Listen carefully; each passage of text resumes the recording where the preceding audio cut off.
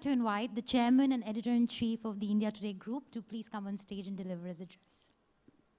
Good evening, ladies and gentlemen. I welcome you all to a very important evening. You can never ignore the people who hold the keys to the Tijori. And that's a lot of you who are present here. So we are here to celebrate the people who are the wizards, financial wizards of this country.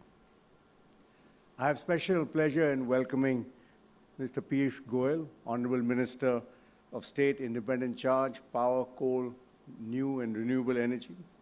We know how hard you work, your government works, sir, and I know how busy you are, so thank you for being here.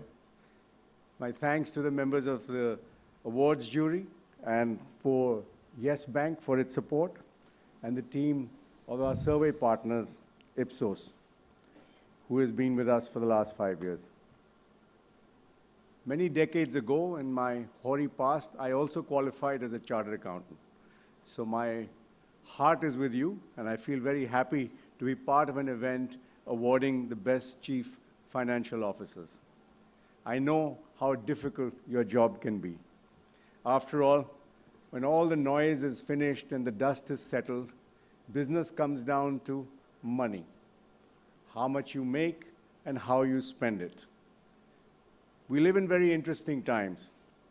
The economy seems to be finally bottoming out with the GDP growing in the first quarter of the financial year with the predictions of an acceleration ahead. It may be too early to call it a trend, but the inflation rate is down to a 5-year low. Our current account deficit is well under control, and foreign exchange reserves stand at a comfortable $317 billion. The stock markets have risen by more than 40%. If all that was not enough, India, for the first time in 30 years, has a government led by a party with an absolute majority in the Lok Sabha.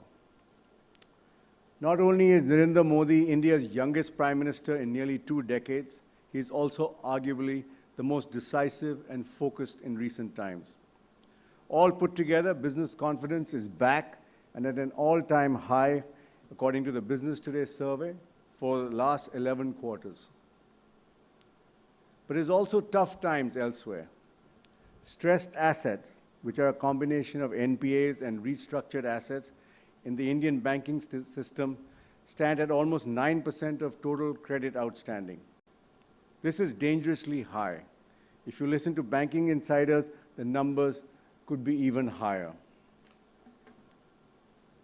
Much of this has to do with the economic slowdown, as a result of which cash flows have not been adequate to service loans.